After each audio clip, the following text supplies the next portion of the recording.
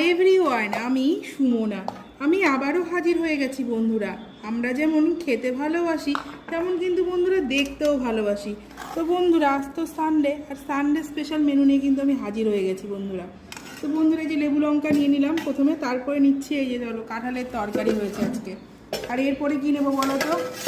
এই যে চলো, আজকে রুই মাছের ঝোল হয়েছে, যেটা সজনাতে করা হয়েছে। বন্ধুরা দাঁড়াও, একটু মাছটা নিয়ে নিই।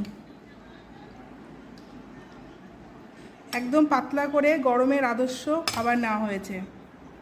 আর এই যে বন্ধুরা, রোজকার মতো যেটা থাকে সেটা হচ্ছে এই যে টক দই, যেটা থাকবেই। আর এই যে রসগোল্লা। তো বন্ধুরা বলো তো, তোমাদের আজকের ভিডিওটি কেমন লাগলো? ভালো লাগলে লাইক, কমেন্ট, শেয়ার করে সাবস্ক্রাইব করতে ভুলো না।